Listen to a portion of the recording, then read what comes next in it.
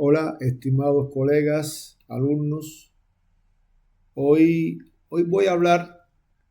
vamos a abordar un tema que hace muchos años que me vienen pidiendo, que trabajé durante algunos años en Cuba, La Habana, empecé a trabajar en la parte motora, en la parte física motórica, pero después ya me profundicé en la investigación y bueno, gracias a los colegas aprendí mucho allá y trabajé con niños autistas, adolescentes autistas.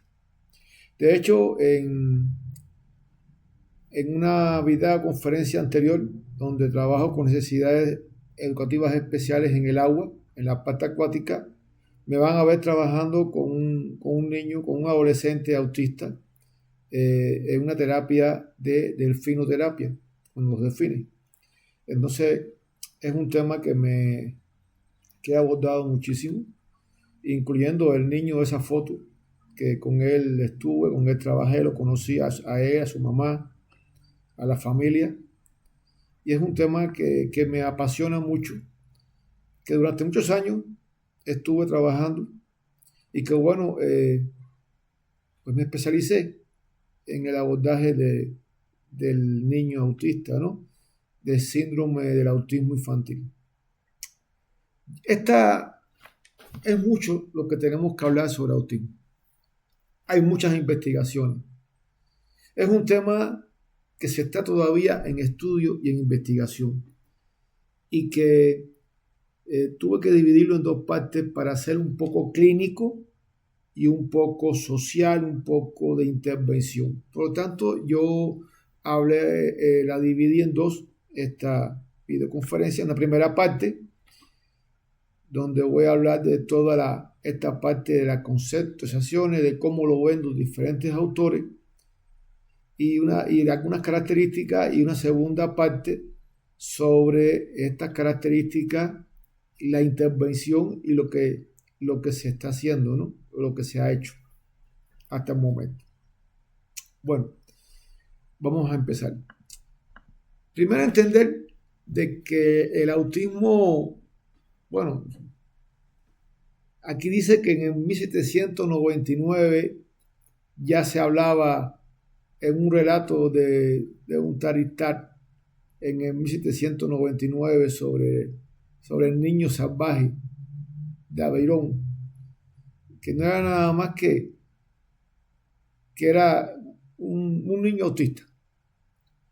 Bueno, que inclusive hasta Martín Lutero en cierto momento también habló, pero no fue hasta en el término autismo, hasta Bleuler en el 1919, cuando él se refiere a una persona que vive en un mundo, que se aísla de la sociedad y que no le importa nada lo que suceda afuera. Inclusive él lo va a confundir con una esquizofrenia. Sin embargo, Leo Kanner, ya en el 1943, es quien más profundamente puede ya investigar, y bueno, le llamó así, autismo precoz. Y todo esto lo va a irse evolucionando a partir de 1943. Leo Kanner, que era austriaco, y que bueno, después emigra a Estados Unidos y se vuelve un gran psiquiatra en Estados Unidos. Y bueno, fíjense que es interesante porque en el 1943 él hace su obra y en el 44 Asperger hace su obra y trabaja sobre el autismo y bueno, relata un tipo diferente de autismo al cual no es autismo y le llama Asperger. A partir de esta definición de autismo, de aislamiento, de no socialización, y que hay una descripción clínica, científica y terapéutica, es entonces que empiezan las controversias, ¿no? Y empiezan a aparecer autores de todo tipo. Es interesante, ¿no? Vamos a ver cada uno de ellos. Inclusive tengo un gran amigo por ahí también que tiene su idea, ¿no? Y su conceptualización del autismo. Él lo ve como un problema social, un problema filosófico y social, que es mi gran amigo, bueno, Marcel, que lo conocí allá en el Instituto de Especialización de Múltiple de allá de Oaxaca, y bueno, él lo ve de una diferente forma. Por ahí tengo su libro, su publicación. Y bueno, a partir de todo esto hay que ver los elementos de diagnóstico de los síntomas que nos va a dar esa definición, ¿no? Hay una diferenciación y conmovilidad del autismo con otras patologías porque puede confundirse con otras patologías. Hay que ver la etiología para precisar el origen del trastorno desde un punto de vista psicológico o orgánico. Muchas veces hay elementos en los seres humanos y conductas que adoptamos nosotros los seres humanos muy parecidas al autismo. Sin embargo, son momentos, situaciones psicológicas por las cuales pueden pasar. Ya a partir de 1960 se profundiza el estudio del autismo, ¿no? Las investigaciones. Y hay varios criterios etiológicos, nociológicos, más eficaces de cómo conceptualizar el autismo. Inclusive empiezan a aparecer elementos de diagnóstico de edades tempranas y aparecen diferentes grupos para poder tratarlo desde un punto de vista clínico y educativo. Ahora, hasta el día de hoy, 2025, todavía el autismo es un enigma. Hasta el día de hoy, 2025, siguen las investigaciones, siguen los estudios, porque hay varias vertientes. Y se han hecho muchos estudios. Desde un punto de vista de este trastorno del desarrollo que es cosmopolita, que motiva a los investigadores a esforzarse y a seguir buscando este misterio del autismo. Bueno, en el 1995 o 93, en Argentina, es el primer encuentro latinoamericano de autismo que los padres autistas de allí, de Buenos Aires, bueno, se reúnen y hacen el primer encuentro. Se llamó así, primer encuentro latinoamericano y los 50 años después de Leo Carner, ¿no? Y bueno, se concluye en reconocer en este encuentro que hay que buscar una atención constante al autismo, que hay que trabajar de manera interdisciplinaria como herramienta más correcta, que hay la causalidad orgánica del autismo que se localiza en algo funcional de la estructura del sistema nervioso central desde un punto de vista neurológico. Y bueno, ya aquí vienen las particularidades de cada caso de autismo, como lo describe el DSM-4, ¿no? Que ya es la autoridad mayor desde un punto de vista de la psiquiatría. Inclusive, recuerdo en el 2013, este encuentro internacional mundial en todo esto del fenómeno de la inclusión del autismo, el taller internacional especializado, ¿no?, para un diagnóstico y una atención educativa más eficaz, que se desarrolló en el Palacio de las Convenciones en La Habana, Cuba. Estuvimos allí. Y bueno, que lo organizó el Centro de Referencia Latinoamericano de Educación Especial, donde yo trabajé durante muchos años en Cuba. Y bueno, es interesante, ¿no?, lo que la Asociación Mundial de Educación Especial, de la cual soy miembro yo, puede conceptualizar y cómo se abordó en este taller el tema del autismo. Bueno, actividades por el autismo hay muchas. El Día Mundial del Autismo, que es el 2 de abril. Esto fue este año, la caminata por el autismo, que fue una caminata internacional. Y bueno, hay diferentes teorías del autismo. Hay una teoría psicodinámica que nos plantea que es un trastorno que representaba un aislamiento defensivo del niño hacia un ambiente familiar amenazante, por padres que son fríos, por padres que son poco afectivos, de alto nivel socioeconómico. Muchas veces su trabajo es tan importante que no le da atención a sus hijos. Y que bueno, estos niños eran muy inteligentes, una inteligencia muy superior, pero que se bloqueaban emocionalmente.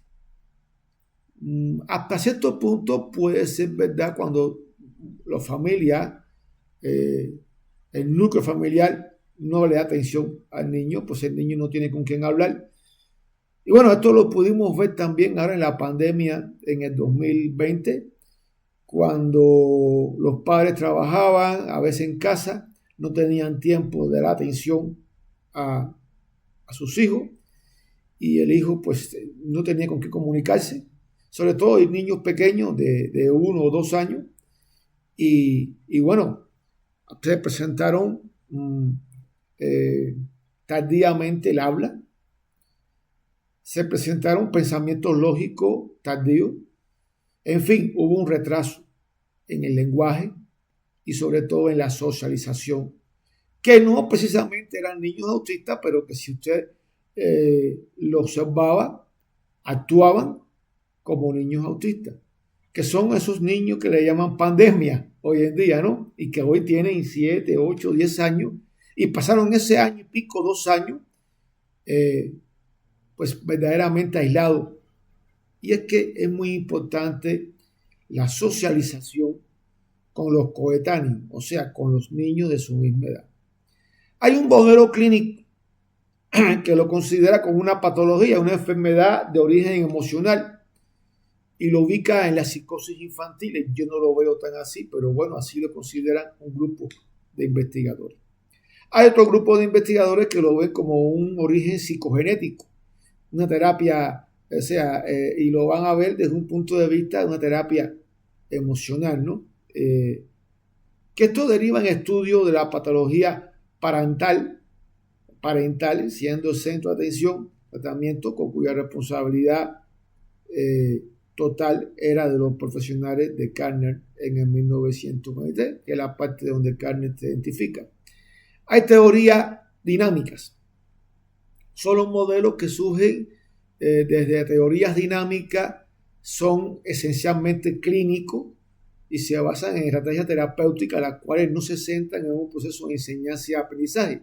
O sea, no son educativos desde un punto de vista. Esas personas con autismo, ellos piensan que no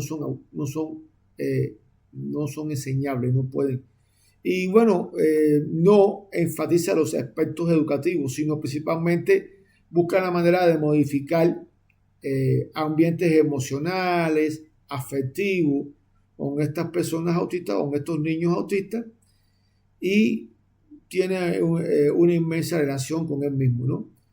O sea, se centra en las causas del trastorno y no en la persona con la condición. No estoy de acuerdo con esta teoría dinámica. Hay la teoría conductual. Esta teoría conductual de la década de los 60, fundamentalmente, ¿por qué? Porque venía inclusive de la teoría dinámica, donde hay un antagonismo con esta, y es como una diferencia la teoría conductual con la teoría dinámica, donde plantea que el autismo es una conducta aprendida, o sea, que el autista actúa así porque lo aprende, y que es una causa de una historia de reforzamientos inadecuados, o sea, de digamos, un paradigma conductista implantado por parte de los padres, que eso afecta al aprendizaje y que extingue que los niños pues tengan una conducta social adecuada. Hay un modelo, con un modelo prescriptivo terapéutico que se basó en técnicas de modificación de conducta, o sea, buscar la manera de, mediante este paradigma conductista, modificar la conducta. Bueno, en la parte psicológica sí se trabaja conductual, pero ya en la parte pedagógica está muy rebasada el paradigma conductista, pero ellos lo utilizaron en los 60. Cuando ya en los 60 todavía estaba el paradigma cognitivista y empezaba Piaget con el constructivismo. Entonces vamos a ver cómo el conductismo entra aquí a trabajar de una manera, una intervención directa en una conducta inadecuada, ¿no?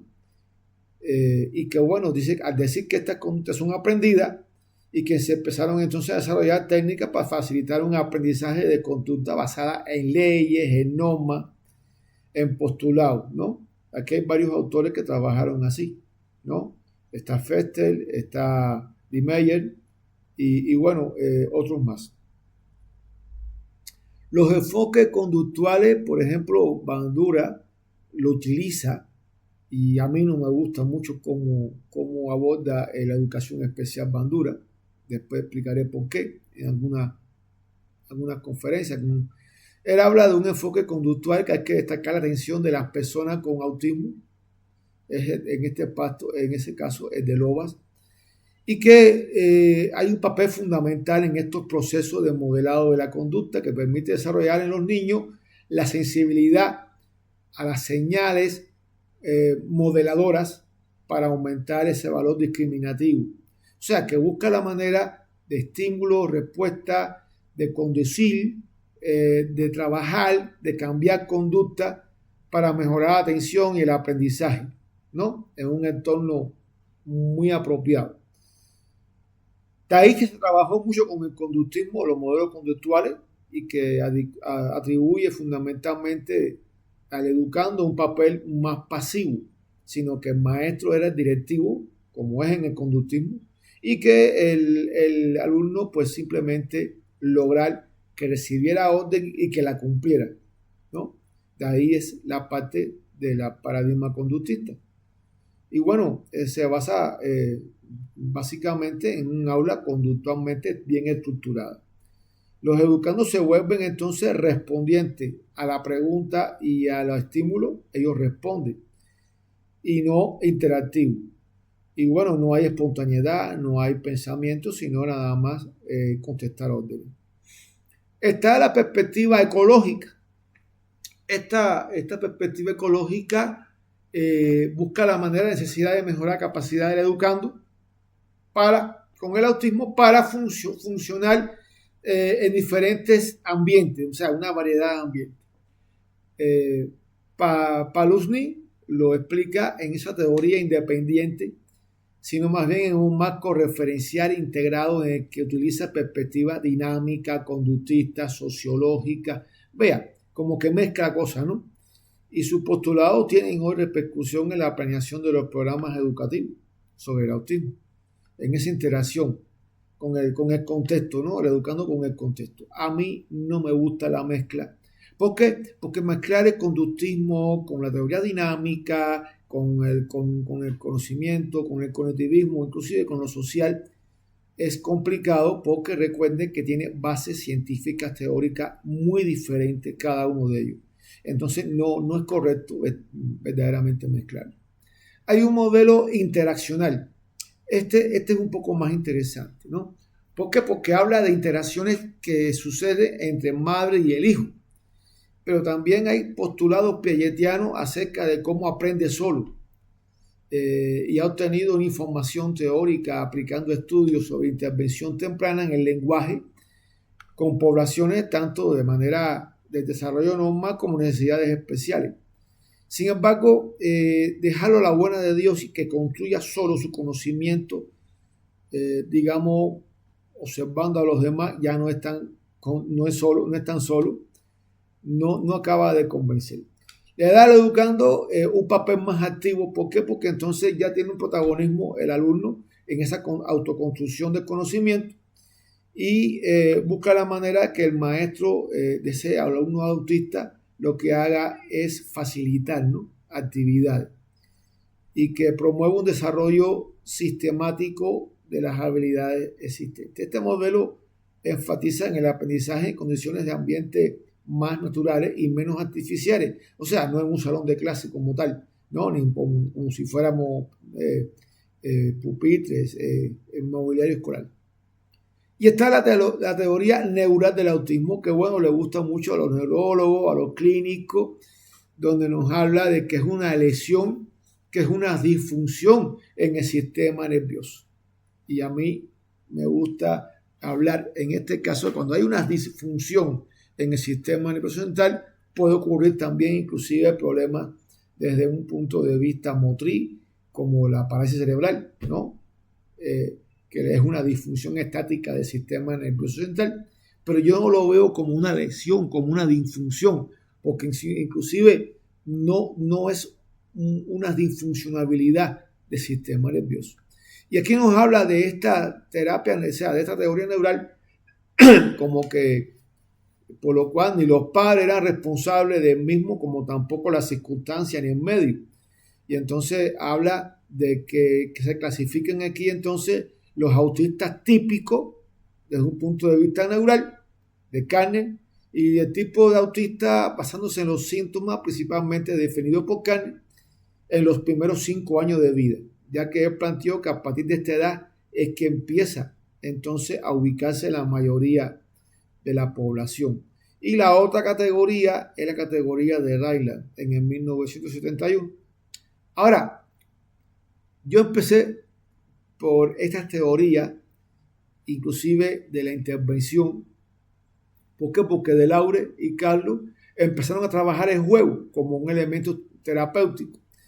No solamente para proporcionar una experiencia sensorial y muy estimulante, sino también para diagnosticar. Y ellos lo van a ver desde un punto de vista de cómo se pone en contacto elementos afectivos, y esto supera la barrera del alto umbral a la responsabilidad afectiva que tiene el autista, que la tiene muy baja. Entonces es cuando empieza a tener un poco de resultado. La vía terapéutica del juego, que es muy interesante y que yo trabajo mucho con el juego. ¿Por qué? Porque logro primero el juego entre alumno, profesor, alumno, terapeuta, como un modelo terapéutico, pero voy después inclusive sumando otros colegas, otros compañeros, otros alumnos, y eso hace que se vuelva más rico y más interacción social, ¿no? Y me gusta más esta parte. Y bueno, de todas maneras, sigue siendo una transición, digamos, del modelo clínico y prescriptivo hacia un modelo social. El modelo clínico lo único que hace es buscar la manera de diagnosticar, de buscar, digamos, las fuentes básicas y apoyar los recursos para estar constantemente evaluando. Y bueno, a veces en ese diagnóstico se lleva mucho tiempo y no se interviene. Sí es bueno tener el diagnóstico diferencial, porque hay veces que hay otras patologías que más adelante vamos a ver que se pueden confundir con el autismo o que tienen inclusive síntomas de autismo, rasgos de autismo. El abordaje en México terapéutico hacia la disminución de síntomas es muy, muy interesante y que, bueno, alerta sobre la polifarmacia muchas veces y la duración del tratamiento, donde van a veces a darle tratamientos ya químicos o médicos, digamos, clínicos, y a mí esa parte no me agrada mucho. Entonces hay que ver que ese modelo clínico hay que reconocer su trabajo terapéutico y educativo. ¿Por qué? Porque logra que entre la familia en ese enfoque integral, y es donde empieza a tener, digamos, éxito el modelo clínico en un mejoramiento de la calidad de vida de la familia, de las personas con autismo y también de la familia en esa integración social. Entonces ese es un modelo clínico no tan digamos, específico de la parte asistencial médica, sino más bien desde un punto de vista clínico, pero más bien social. Y aquí hay un cuestionamiento social, que me gusta mucho, los cuestionamientos sociales del autismo. ¿Por qué? Porque si estamos hablando de que el autismo, desde un inicio, desde el mismo Leo Carnegie, mucho antes, se está describiendo como un alejamiento social, un encerramiento en el yo mismo.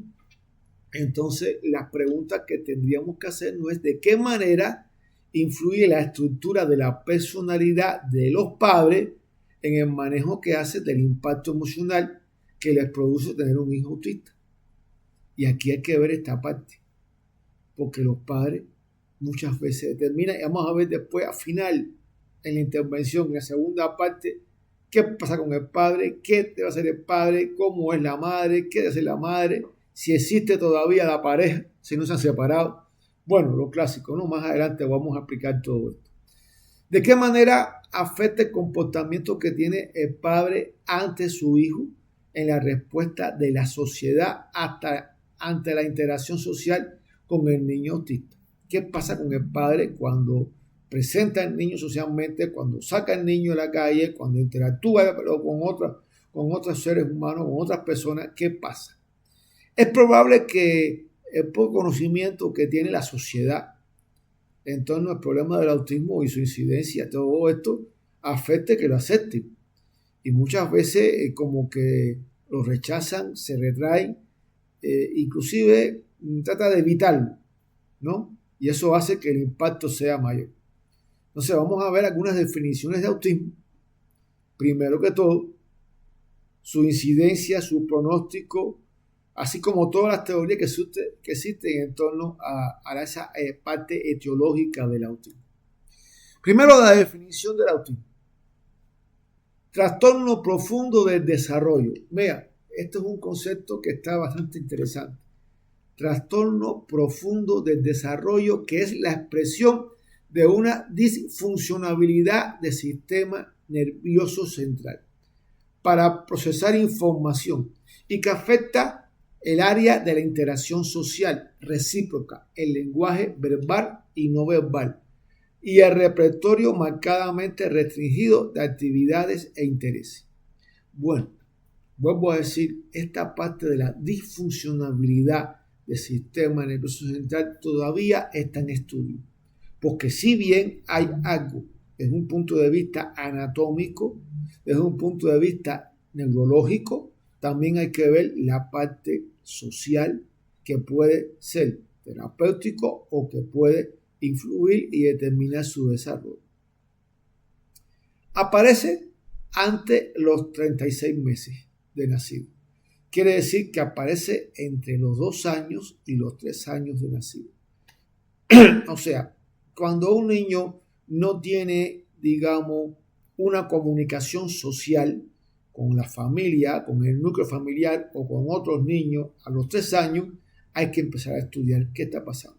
No, bueno, hay que empezarlo a estudiar desde antes, pero sí, ya estamos hablando de que tenemos un posible diagnóstico de síntomas de autismo. Las manifestaciones. Primero hay que ver las interacciones sociales. Es la parte más, las manifestaciones clínicas más evidentes. Primero, falta inusual de interés. No tiene interés por nada, está ahí y pues no interesa si llueve, si no llueve, si hace frío, si hace calor. O sea, no le interesa los colores, no le interesa que la música, no le interesa que la gente esté hablando. O sea, no hay relaciones con los compañeros. Hay un aislamiento total. Hay alteraciones en la postura corporal, porque usted va a ver que muchas veces hay una flexión del tronco hacia adelante, hay gestos faciales y contacto ocular. O sea, vamos a ver que no logra fijar la mirada en otra persona, no te mira a los ojos. Y esto es muy importante, de ahí que mi amigo Marcel haya fundado una asociación que se llama Mírame, precisamente para que cuando logramos que el alumno autista, que el niño autista te mire a los ojos, ya eso es un gran avance. Ellos no comprenden las emociones de los demás. Ellos no saben si los demás están tristes, si están alegres, si están contentos, si están enojados. No existe, o sea, tampoco ellos expresan esto, generalmente estas emociones. No se percata de la identidad de otras personas. Quiere decir que no conoce la identidad de los que están frente a él, ni tan siquiera de la familia. Incapacidad para poder empatizar con los demás. No hay empatía por los demás, no hay amistad con los demás, no se asocia con los demás. Y esto es generalmente, no puedo decir que es 100%, porque no existe un alumno o un niño autista igual a otro. Todos son diferentes también, como los seres humanos también somos diferentes. Entonces, cuando interactúa con las demás personas, para él es como una mesa, como una silla, como un objeto más. No hay un interés de amistad, no imita conducta, o sea, poco interés para imitar. Y esto es muy importante porque recuerden que la etapa rectora psicológica en el preescolar es el juego de errores y la imitación. Ellos no juegan, ellos no imitan, y hay incapacidad para entender los códigos sociales e imitarlos. O sea, cuando hablo de códigos sociales, un alumno autista tiene que orinar y orina ahí mismo. No, o sea, fíjense que ni tan siquiera, no está hablando que 100%, pero no avisa. O sea, no hay códigos sociales, no hay forma de imitar y no imitan a los demás, ¿no? Recuerden que la observación es la primera forma de entrada de conocimiento para la imitación. Y esto estamos hablando de preescolar. El juego es repetitivo. Por ejemplo, le gusta mucho darle vuelta al ventilador, a las aspas del ventilador, a los objetos le da vuelta. Usted le da un celular y empieza a darle vuelta al celular, o a cualquier cosa empieza a darle, generalmente, no siempre. Por lo tanto, el juego no es un juego funcional, no es un juego objetivo, simbólico. No hay un juego simbólico de cochecito que está caminando por una avenida, ni una niña vistiendo o desvistiendo una muñeca. No existe juego simbólico. Los objetos, o sea, los juguetes, no los entiende, lo toma como objeto, lo huele, lo mastica, lo empuja, hace cosas que puede confundir, porque alinea, por ejemplo, de menor a mayor o de mayor a menor los juguetes. A veces los tira contra la pared, a veces lo hace en forma de círculo, dibuja con los juguetes cosas. Es interesante, puede pasar eso. A veces preocupa a los padres de los niños porque muchas veces hay síntomas de autismo cuando alinea todos los carritos o todas las muñecas. Más al final no es autismo, pero puede confundirse, ¿no? Fíjense, cosa más interesante. Y bueno, pues todos los niños se llevan los juguetes a la boca. No quiere decir que cuando un niño se lleva un juguete a la boca, lo vuela, quiere decir que es autista. O sea, estos son elementos de las características. En cuanto a la comunicación verbal y no verbal, no se desarrolla el lenguaje. O sea, vamos a hablar de que no se desarrolla el lenguaje.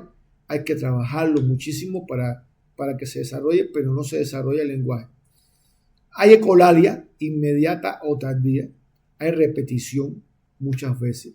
Muchas veces lo que sí, ecolalia es repetición de una palabra o de varias palabras. A veces ve un dibujo animado en la televisión y lo repite, el eslogan o una propaganda y la repite. Invierte los nombres. Por ejemplo, nombre como Luis, lo dice al revés. Sul, o sea, lo nombra al revés. Es interesante. Invierte los nombres propios y los pronombres. Los pronombres también lo invierte. Son incapaces de iniciar o sostener una conversación. O sea, inclusive cuando logramos que empiece a tener un poco de conversación, él comunica, pero no te mira a la cara, no te mira a los ojos. Está mirando para otra parte. A veces puede parecer que estoy hablando con un ciego que no te mira fieramente. Sin embargo, es imposible mantener una comunicación amplia, ¿no? A veces te responde con monosílabos. Si es que empieza a tener un poco de lenguaje. El lenguaje es alterado en su forma y contenido. A veces dice cosas que nada tiene que ver con lo que está pasando en ese momento. Y hay neologismo, ¿no? Como tal. Actividades de interés. Hay movimientos estereotipados del cuerpo y manerismo. A veces tiene como que empieza a hacer así con la mano. Empieza a, digamos, empujarse contra la pared. A veces hay autoagresión. O sea, vean que son estereotipos como que camina, como que mueve la cabeza. Yo lo imito muy bien, bueno, mucho tiempo trabajé con niños autistas. A veces cuando doy clases a mis alumnos de maestría, de doctorado, tengo que imitarlo porque a veces no tengo. Pero es interesante cómo se manejan estos estereotipos que cuando se logra eliminar, estamos logrando mejorar muchísimas cosas, ¿no? La preocupación selectiva comparte de los objetos. Hay veces que cierta parte de un juguete le gusta, no todo el juguete. Apego por objetos no funcionales. Yo recuerdo una niña autista en la escuela de autismo allá en La Habana que agarraba la almohadita e iba con la almohadita para todas partes. Donde único le quitaba la almohadita y gritaba era cuando se iba a bañar o cuando iba al baño, pero con la almohada iba para todas partes. Y bueno, por ahí también hay algunas películas también que se han hecho porque es parte de tener ese apego tan grande a los objetos. Hay alteraciones conductuales frente a los cambios de ambiente. Vean que hay algo interesante. Ellos hacen una rutina para ir a la escuela o para ir a algún lugar y cuando le cambian la rutina, pues ya automáticamente cambia y le cambian el ambiente, ya ellos caen en conflicto, llegan a tener crisis cuando le cambian la rutina, ¿no?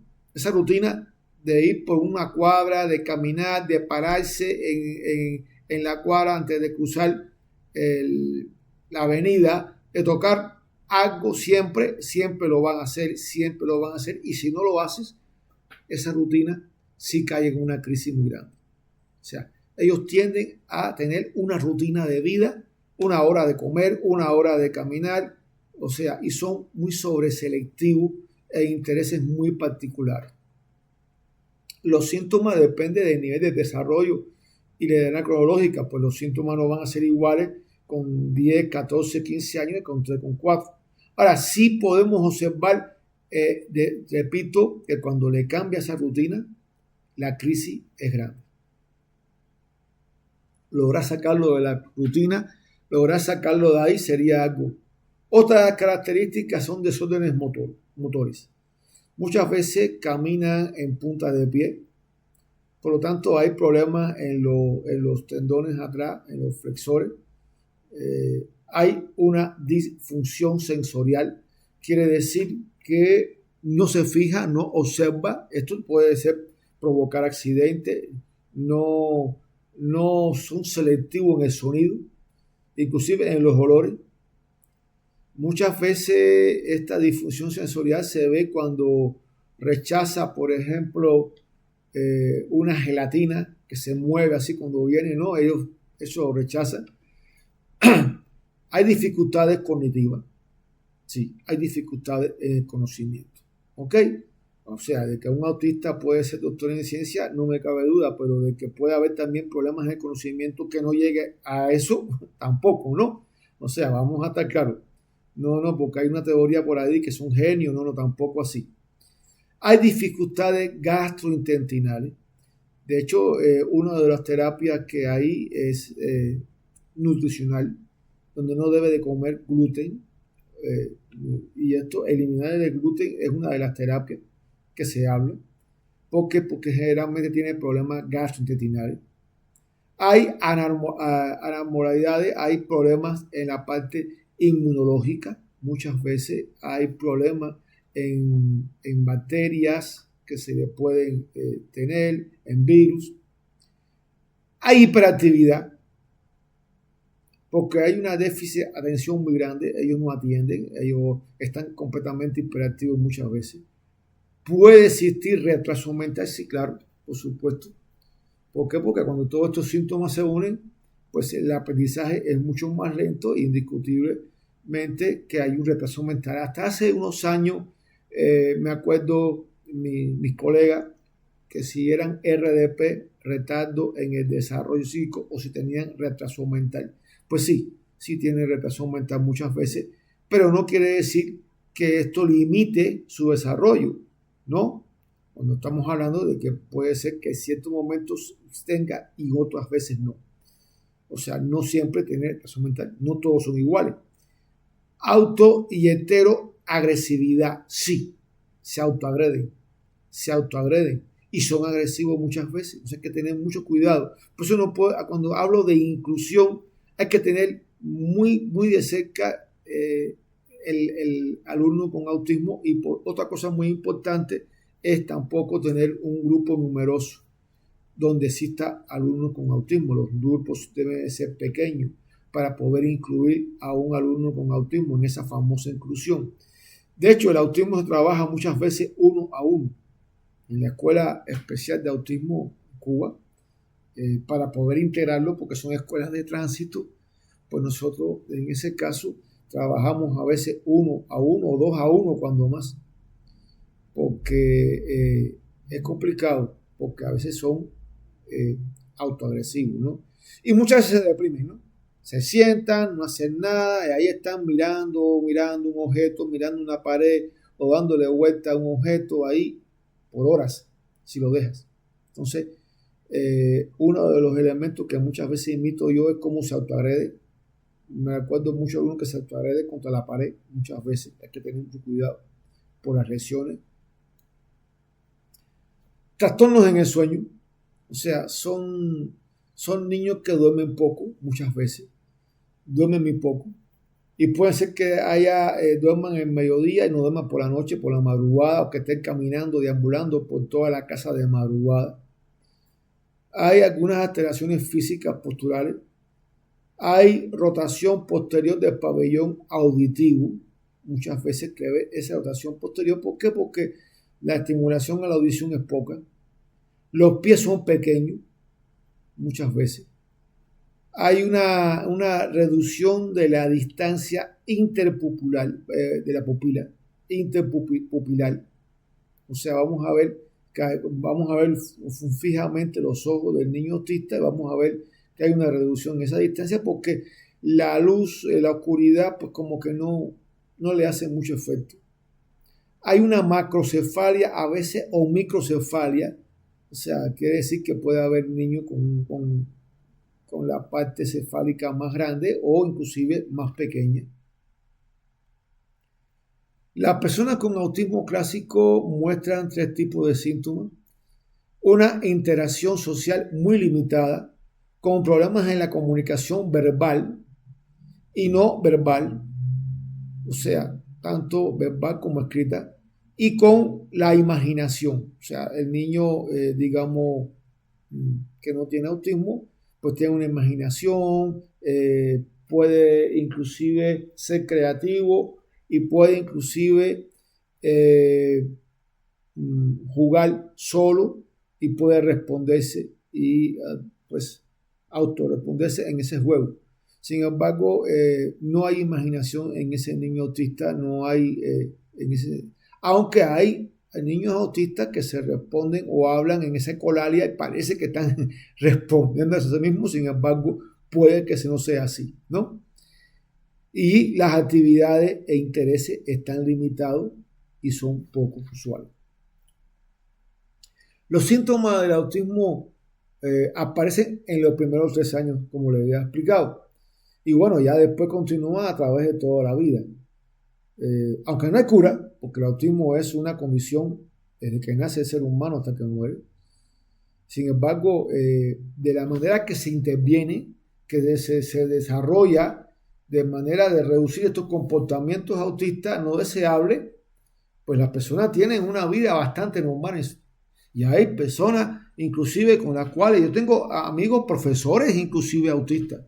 Claro, el autismo, cuando hablo de socializar, es complicado que sea un profesor autista, ¿no?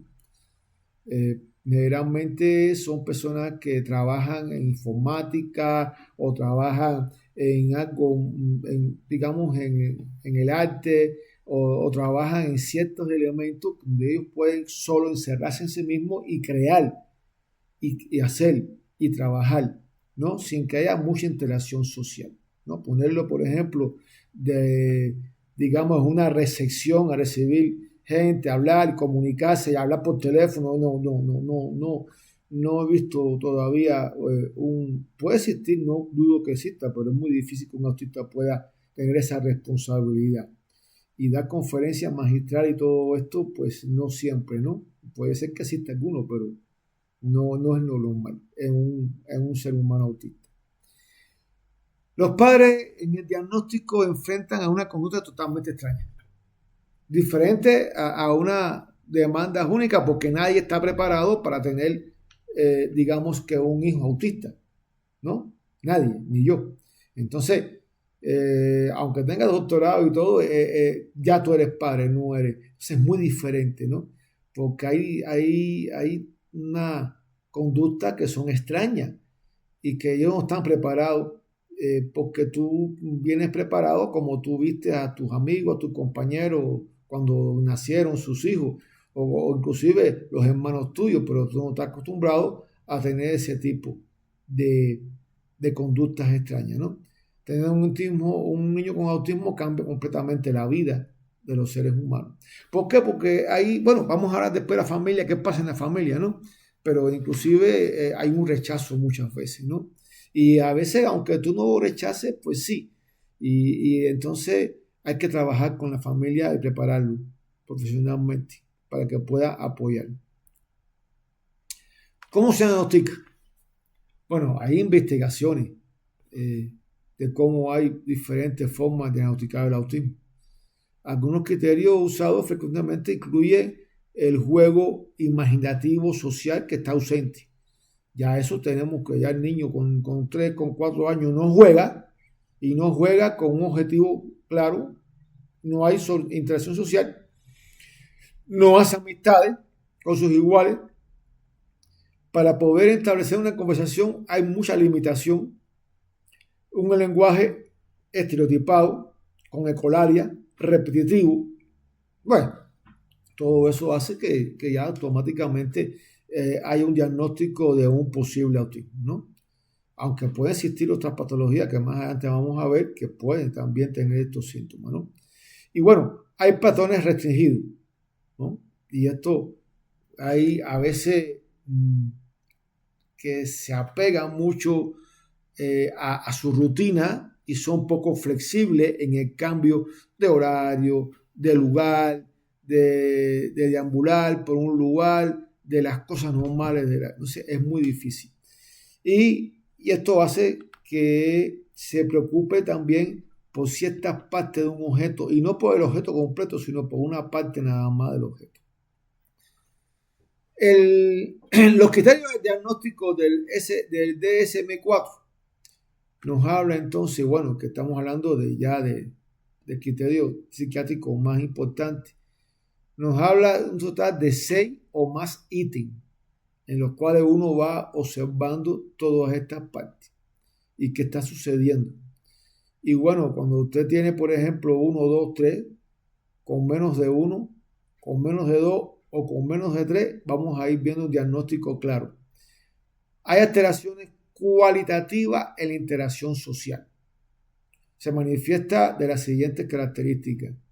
Primero que todo, la alteración del uso múltiple de comportamiento no verbal. O sea, estamos hablando de un contacto ocular, una expresión de la cara, las posturas, ¿no? Los gestos reguladores, el señalar con el dedo algo que quiere, todo eso no existe. Y eso tiene que ver con una interacción social. Primero, eso es lo más importante. Cuando el niño no dice antes de aparecer el lenguaje, te señala con el dedo, te mira, no, ya estamos hablando de una síntoma, posible síntoma de autismo. El B, bueno, la incapacidad para desarrollar relaciones con sus compañeros a un nivel adecuado de desarrollo, ¿no? Poder no existe. La ausencia de tendencias espontáneas para compartir con otras personas un disfrute de un momento, de un objetivo, de un juego, de enseñarle algo, de mostrar interés por algo, no existe. Y falta de reciprocidad social, o sea, hola, ¿qué tal? ¿Cómo está? Y él no te responde, no se emociona cuando llega el padre, cuando llega la madre, no ríe, no existe esas emociones. Por supuesto que hay alteraciones de una cualitativa en la comunicación. Y si vamos a ver que existe retraso y ausencia total del desarrollo del lenguaje oral, no acompañado de intentos de compensarlo mediante métodos alternativos de comunicación, por ejemplo, los gestos, la mímica, el señalamiento, de eso no existe. En sujetos con un habla adecuada, ya que son autistas, hay alteraciones en la capacidad para poder iniciar y mantener una comunicación. Y hay una utilización estereotipada, repetitiva del lenguaje y lenguaje idiosincrásico. Esto quiere decir que, bueno, puede existir esa ecolalia, puede repetir muchas palabras, la misma palabra constantemente. Hay ausencia de juego de imitación social. Recuerden que el juego de roles preescolar es una imitación a lo que hacen los adultos y los niños autistas no tienen ese juego de imitación. Por lo tanto, no hacen juego de roles. O sea, jugar al cocinadito, al chofer, no, eso no existe, ¿no?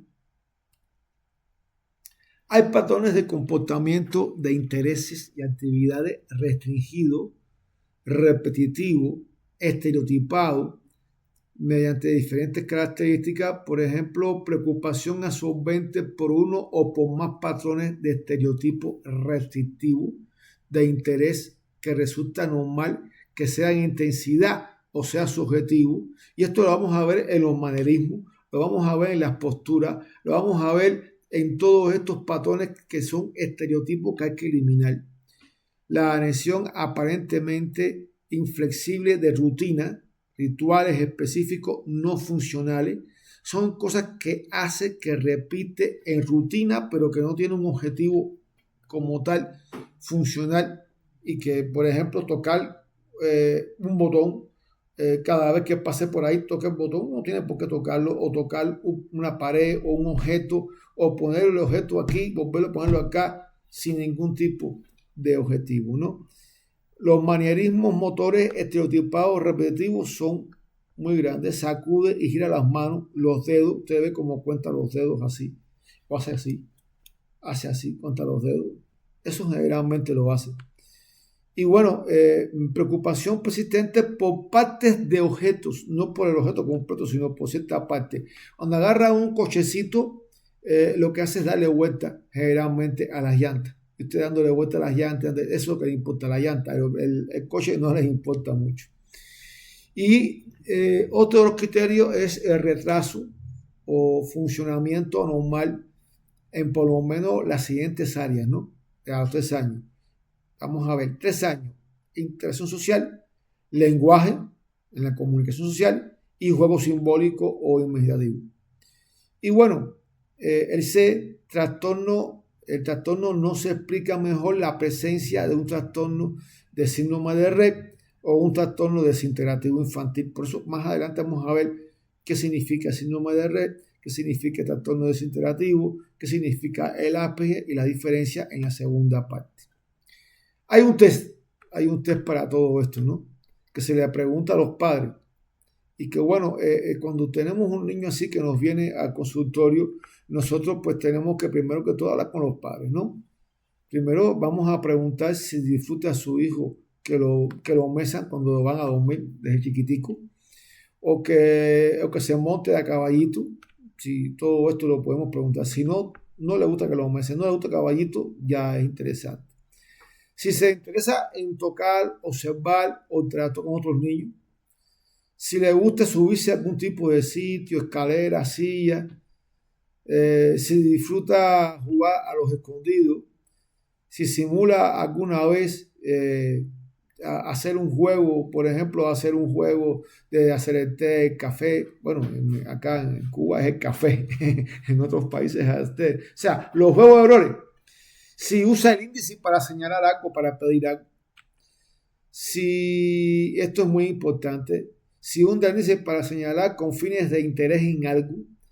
Si sabe jugar, y decía con el cochecito, ¿no? O sea, no llevaba la boca, sino rodarlo. Y si alguna vez le muestra los juguetes o los objetos.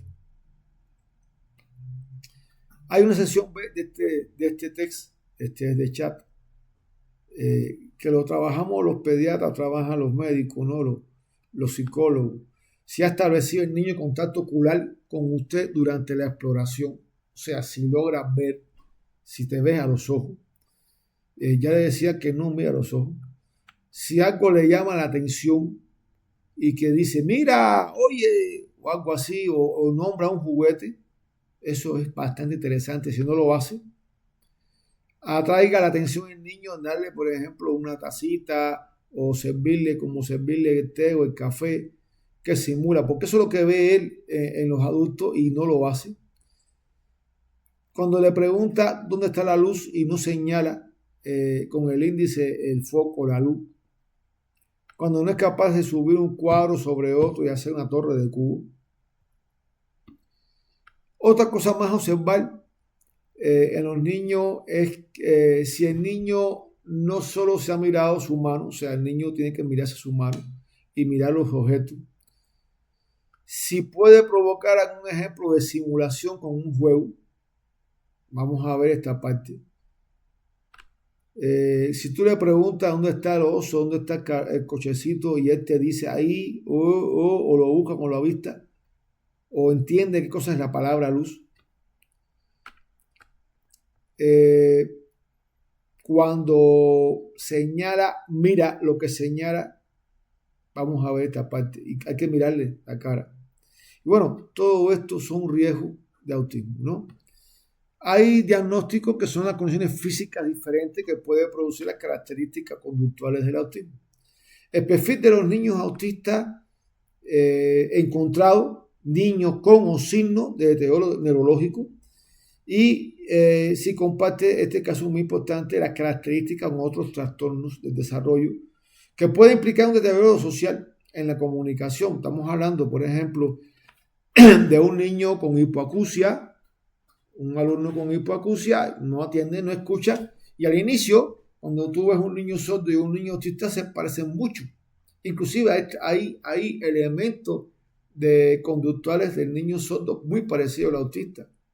Yo recuerdo el caso de un alumno que bueno, se diagnosticó como autista en Sudamérica y llegó al CELAYA, Centro de Referencia Latinoamericano, que son especiales allá en La Habana, y nos llegó ese alumno de Sudamérica como que era autista y nadie se le había ocurrido hacerle una audiometría, hacerle prueba, y no, simplemente era un niño sordo. Ya después que se hizo la estimulación como un niño hipoacústico, pues empezó a adquirir conductas sociales. Pero fíjense qué interesante sería hacer ese diagnóstico diferencial, ¿no? Para ver si verdaderamente es autismo de verdad. Entonces, y es que los padres tienen que estar muy atentos a eso. Y bueno, llevarlo verdaderamente a especialistas que le sepa. Imagínate un niño con una hipoacusia severa, pues nunca ha escuchado la voz de nadie, no entiende nada, no hay nada. Y entonces puede empezar algo a imitar. Ya entonces si imita algo, ya entonces no es un autista. Bueno, realmente, porque hay autistas que se imitan, no todos son iguales, repito. Entonces, aquí hay varias enfermedades, ¿no? Varias patologías que puede incluir elementos de autismo, ¿no? En el trastorno autista. La enfermedad de Rett, como decía yo, el trastorno desintegrativo de la infancia, el síndrome de Asperger. Vamos a ver la diferencia. Decía que Asperger aparentemente es diferente, no es igual, parece un autista, pero no es autismo. Y bueno, hay trastornos del desarrollo muchas veces. Fish en el 1991 nos habla de que carece de una teoría de la mente, no pueden comprender qué piensan, no sienten lo que sienten los demás y por supuesto no empatizan, no hacen amistad con los demás. Y hay una teoría de apego y desapego muy interesante porque ese apego que tiene con el niño, con la madre, muchas veces algunos autistas no lo tienen. Y eso hace sufrir mucho a los padres, ¿no?